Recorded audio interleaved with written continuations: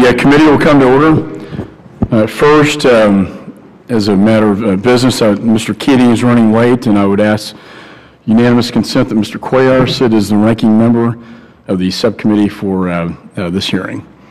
Seeing no objection, Mr. Duncan, you have no objection to that?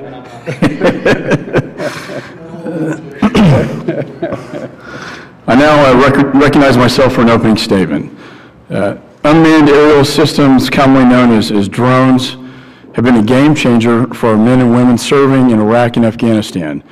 These systems have provided our troops with much-needed eyes in the skies and have taken the fight to the enemy, eliminating some of the most dangerous al-Qaeda terrorists.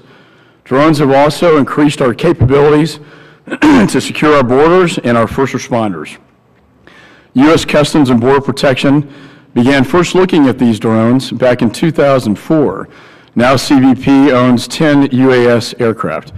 These systems have been used to surveil drug smuggler, tunnels, video dams, bridges, levees, riverbeds at risk of flooding, and assist with the deployment of National Guard resources responding to local flooding.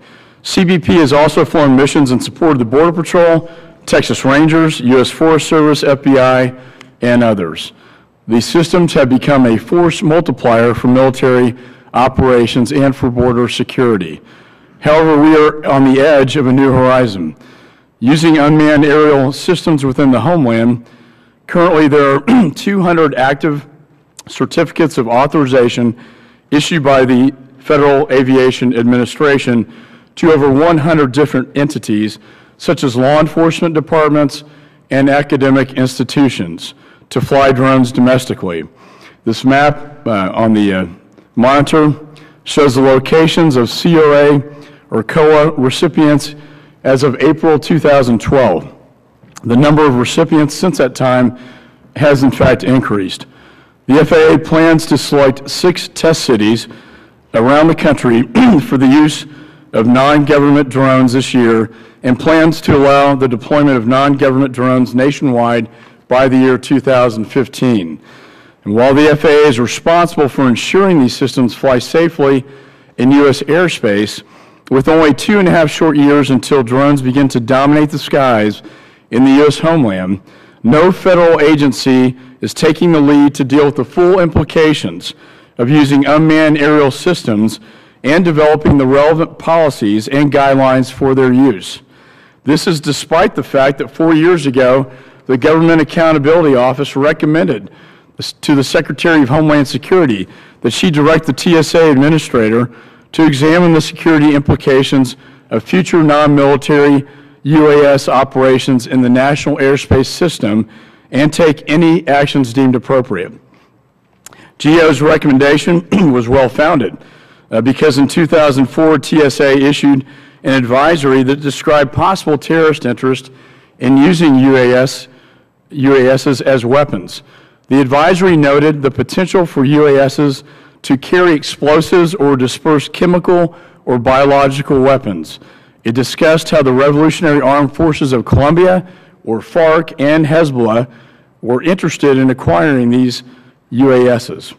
And while the advisory acknowledged there was no credible evidence to suggest that terrorist organizations planned to use these systems in the United States, it did state that the United States government was concerned that these aerial vehicles could be modified and used to attack key assets and critical infrastructures within the United States. And these concerns were validated just last week, or last year, when a Massachusetts man agreed to plead guilty to attempting to damage and destroy federal buildings. The individual was arrested in September of 2011 after an undercover FBI investigation revealed that his plot to use multiple remote-controlled aircraft laden with explosives to collapse the dome of the United States Capitol and attack the Pentagon using that UAV system. As if this plot wasn't frightening enough, cutting-edge research out of the University of Texas at Austin has revealed yet more security vulnerabilities.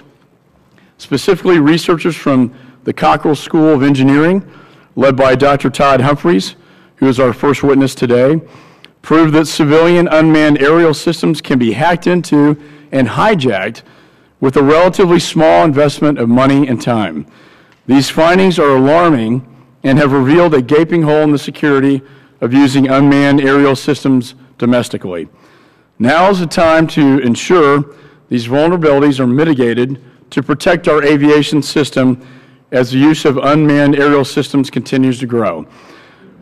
The Department of Homeland Security's mission is to protect the homeland. Unfortunately, DHS seems either disinterested or unprepared to step up to the plate to address the proliferation of unmanned aerial systems in U.S. airspace, the potential threats they pose to our national security, and the concerns our citizens have of how drones fly over cities will be used, including protecting civil liberties of individuals under the Constitution.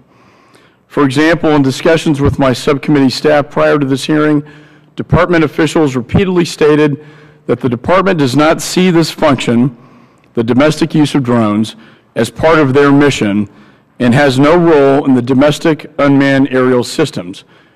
I strongly disagree.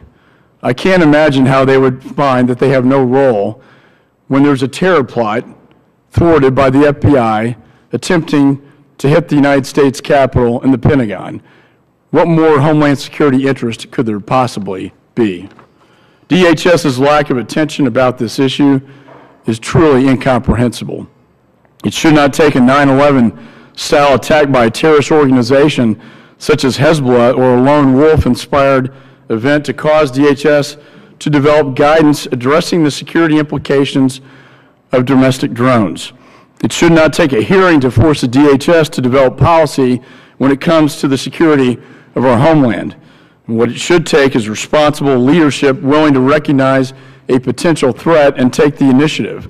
DHS lacks this initiative, and I'm concerned that DHS is reverting back to a pre-9/11 mindset, which the 9/11 Commission described as a lack of imagination in identifying threats and protecting the homeland. We are disappointed that DHS declined to testify here today. This is simply another example of how DHS leadership is failing to get ahead of the curve on an issue which directly impacts the security of the United States. I hope our witnesses' testimony will be a call to action for the department. And during today's testimony, we look forward to learning more about the security issues related to the domestic use of drones and what DHS needs to do to prepare for their widespread use. And with that, the chair now recognizes the ranking member, I guess pro tem, Mr.